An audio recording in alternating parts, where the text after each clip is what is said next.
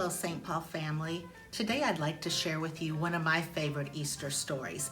The title of the book is The Legend of Jellybean and the Unbreakable Egg, and it's written by Joe Troiano and it's illustrated by Susan Banta. It was just before Easter on Holiday Hill Farm when 5 little chicks hatched in back of the barn.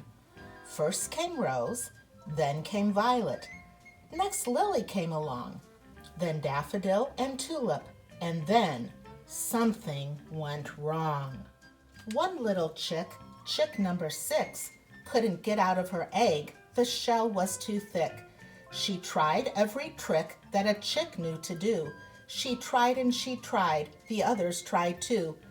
They pecked it, they poked it, they gave it a whack, but that unbreakable egg just wouldn't crack. So they begged and they pleaded, they started to shout, but that unbreakable egg would not let her out. Then the farmer came in and took chick 6 away with the rest of the batch that hadn't hatched that day. The chicks followed the farmer past geese, goats, and cows, up the front steps and into his house.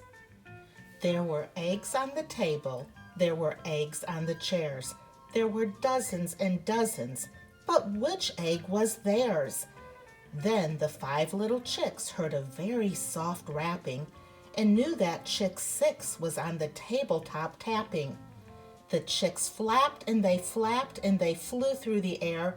They flew to the table, but once they got there, their wings were so tired, their wings were so sore, that the 5 little chicks couldn't flap anymore. One by one, the chicks dropped from the sky, right into crocks filled with Easter egg dye. Now Rose was red and Violet was blue, Lily was orange, Tulip green through and through, and Daffodil was as yellow as any daffodil that grew. Inside her egg, chick 6 started to cry. The chicks followed the sound and found her nearby.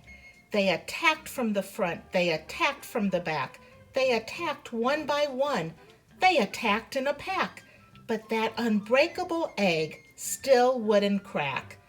So they rolled it off the tabletop and watched it drop. They were sure it would crack when it smacked on the floor, but it didn't. It just bounced and bounced right out the front door. The sun was setting and the barnyard was calm. Mothers and babies were snuggling all over the farm. The chicks realized, watching that egg roll along, they had been going about this entirely wrong. Instead of whacking and smacking and attacking that egg, they should have been hugging and holding and hatching that egg. So these birds of a feather all huddled together to keep chick 6 and her egg nice and warm. Then it started to drizzle, and the drops that fell made the dye from their feathers drip onto the shell. And the pattern the 5 different colors created made that unbreakable egg look decorated. And on Easter morning, with the sun shining bright, the 5 little chicks woke up from the night. There were colorful pieces of shell on the ground, but where was chick 6? They looked all around. Then out from the shadows stepped chick number 6, and her feathers were a wonderful colorful mix. They were red and blue, yellow, orange, and green, so the chicks named chick 6 Jellybean. The chicks marched through the barnyard, proud as could be, with Jellybean in front chirping, "Come on, follow me." Every animal on the farm joined in the fun, and it was the best parade ever, the very best one.